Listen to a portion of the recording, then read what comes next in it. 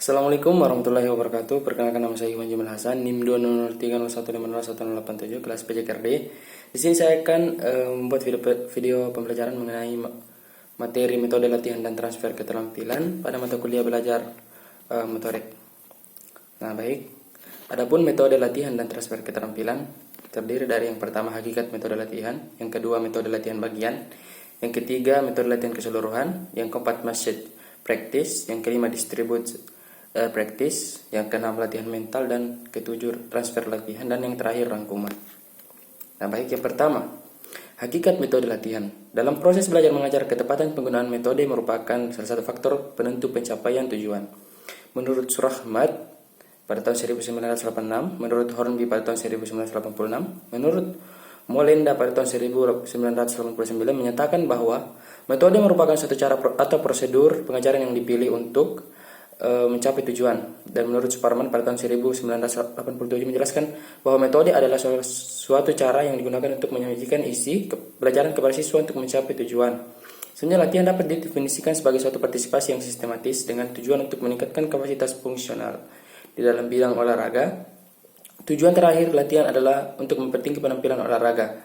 Menurut Page pada tahun 1998, latihan menurut Page, McLachlan, dan Rotella pada tahun 1984, dan menurut Suparman pada tahun 1987 dan Ratoknam pada tahun 1988, latihan adalah proses kegiatan pengajaran yang dilakukan siswa dengan guru dalam rangka menerapkan konsep, prinsip, dan prosedur yang sedang dipelajari ke dalam praktek yang relevan dengan pekerjaan.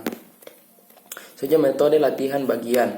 Metode latihan bagian adalah salah satu cara pengorganisasian bahan pelajaran dengan menitik beratkan pada penyajian elemen-elemen dan bahan pelajaran menurut Singer pada tahun 1980. Metode bagian adalah suatu cara latihan yang bertitik tolak dari pandangan bahwa suatu latihan dapat diberikan menurut bagian-bagiannya. Tahap-tahap latihan seharusnya dipermudah dan dibagi-bagi. Dengan demikian, metode latihan bagian merupakan cara dalam mengajar di mana untuk menguasai suatu rangkaian gerakan, kepada atlet diajarkan bagaimana demi bagian dari unsur-unsur rangkaian gerakan untuk dipraktekkan bagian demi bagian pula. Misalnya dalam mengajarkan gerakan bermain tenis lapangan, kepada atlet tidak langsung diajar bermain sebenarnya. Mula-mula atlet memperhatikan gerakan memukul forehand saja atau backhand saja. Sesudah dapat melakukan unsur-unsur gerakan bermain tenis lapangan, maka barulah seorang atlet bermain dengan sebenarnya. Selanjutnya metode latihan keseluruhan. Metode latihan keseluruhan adalah metode yang menitik beratkan kepada keutuhan dari bahan pelajaran yang ingin disampaikan. Metode keseluruhan mengenalkan teori Gestalt. Menurut Chauhan pada tahun 1978, belajar yang mengacu pada teori Gestalt adalah belajar dengan melihat pola dan organisasi bagian-bagian ke dalam suatu keseluruhan yang berada di dalam suatu situasi permasalahan. Selain itu, dapat mengamati stimuli dalam keseluruhan yang terorganisasi, bukan dalam bagian-bagian yang terpisah. Bagian yang dipelajari hanya bermakna dalam rangka keseluruhan. Dan menurut Singer pada tahun 1980, Lutan pada tahun 1988, metode keseluruhan adalah lebih menguntungkan bila kegiatan itu lebih sederhana dan tersusun dengan baik. Menurut Bauer dan Helgard pada tahun 1981, pola pengamatan metode keseluruhan selalu tertuju pada keadaan sederhana, keadaan keseimbang, keadaan yang stabil, dan segala kejadian mempunyai tujuan. Dengan demikian dapat dinyatakan bahwa pendekatan dalam mengajar keseluruhan dilaksanakan di mana untuk menguasai suatu rangkaian gerakan kepada atlet diajarkan semua unsur rangkaian gerakan secara keseluruhan sekaligus dan dipraktikkan secara keseluruhan pula. Sebagai contoh, dalam mengajarkan gerakan bermain tenis lapangan, atlet langsung diajar bermain sebenarnya, tidak perlu dilakukan bagian demi bagian. Itulah metode latihan keseluruhan. Selanjutnya message practice. Pengaturan giliran dalam latihan merupakan satu faktor yang penting. Hal ini menyangkut peningkatan penguasaan gerakan. Dengan pengaturan yang baik dan tepat, maka dimungkinkan siswa atau atlet akan lebih mudah meningkatkan keterampilan yang telah dimiliki. Pengaturan giliran ini erat kaitannya dengan beban belajar atau beban latihan yang akan dihadapi. Message practice adalah prinsip pengaturan giliran dalam latihan di mana atlet harus melakukan gerakan secara terus-menerus tanpa diseling istirahat. Dengan model ini, setiap atlet diberi instruksi mempraktekkan secara terus-menerus selama waktu latihan. Setelah atlet betul-betul lelah, maka baru diakhiri.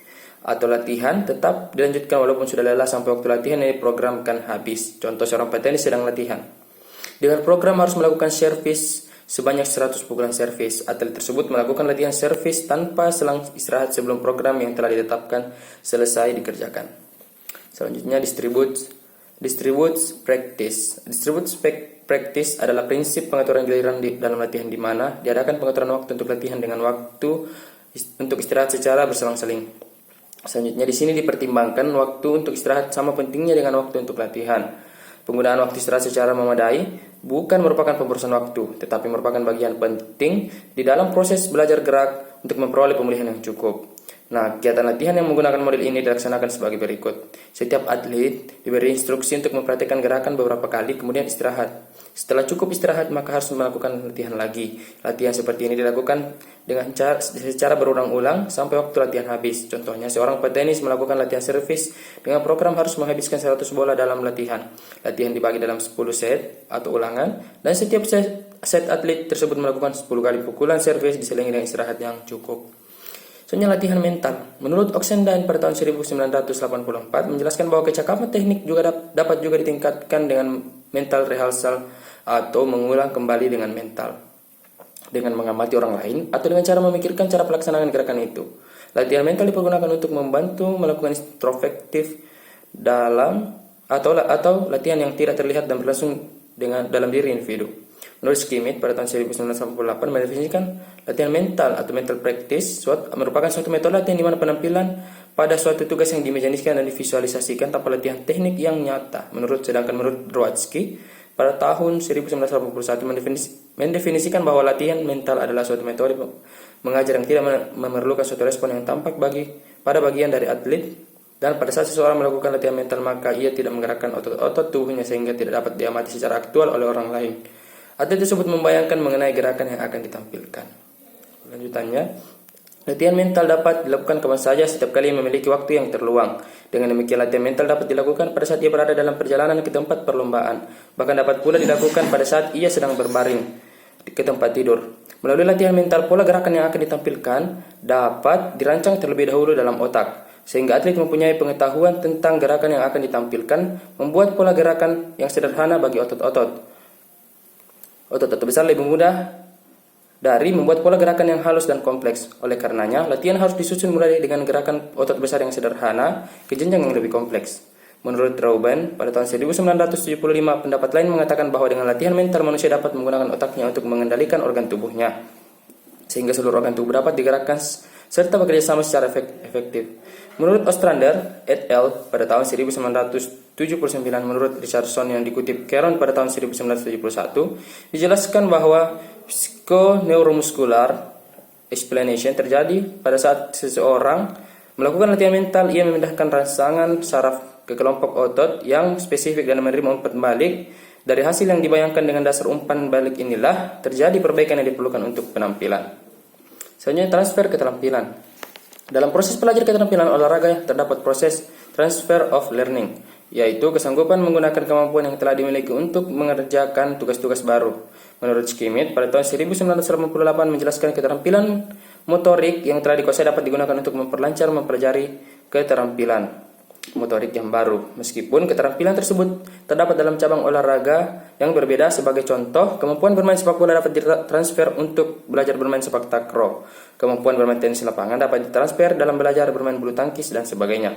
Sebagaimana dijelaskan oleh Brodsky pada tahun 1981, transfer of learning akan terjadi apabila hal-hal yang telah dipelajari dengan hal-hal yang akan dipelajari terdapat unsur-unsur yang sepadan. Nilai transfer yang demikian biasa disebut nilai transfer positif.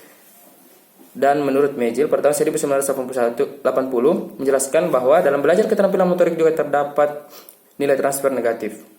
Artinya kemampuan yang telah dimiliki merupakan hambatan untuk mempelajari keterampilan yang baru.